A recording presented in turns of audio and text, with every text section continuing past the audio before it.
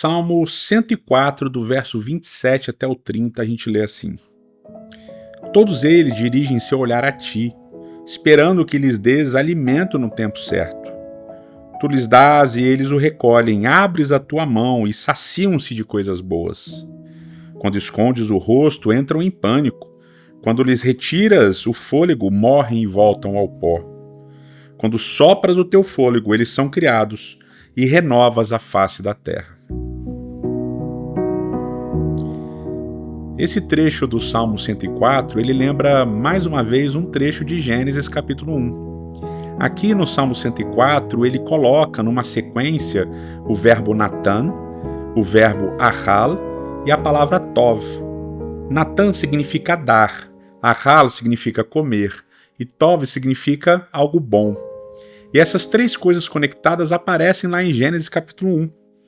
Quando a gente abre lá em Gênesis capítulo 1, verso 29, 30 e 31 diz assim: Disse Deus, eis que lhes tenho dado todas as plantas que nascem em toda a terra e produzem sementes, e todas as árvores que dão frutos com sementes.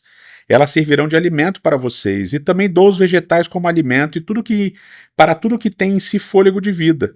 Todos os animais grandes da terra, todas as aves do céu, e as criaturas que se movem rente ao chão, e assim foi. E Deus viu que tudo que havia feito era muito bom, e passaram-se a tarde e manhã, e esse foi o sexto dia. A ideia é de que Deus dá a comida e isso é algo bom.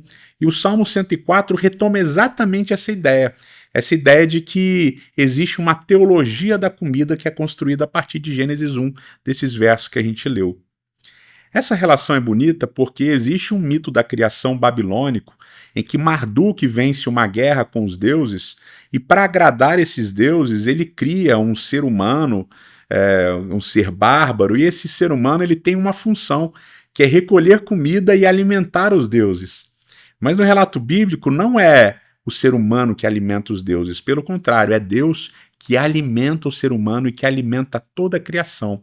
E quando a gente lê mais uma vez o verso 30 do Salmo 104, diz assim: Quando sopras o teu fôlego, e aqui a palavra é ruach, ou seja, espírito, quando sopras o teu espírito, eles são criados. E aqui lembra capítulo 2 de Gênesis, verso 7, em que Deus sopra o espírito e aí o ser humano é criado.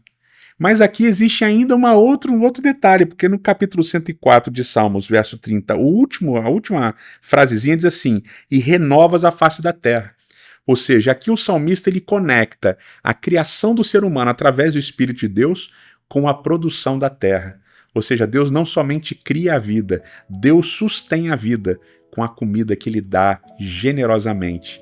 Existe uma teologia da comida que nos lembra que Deus é graça e Deus é amor.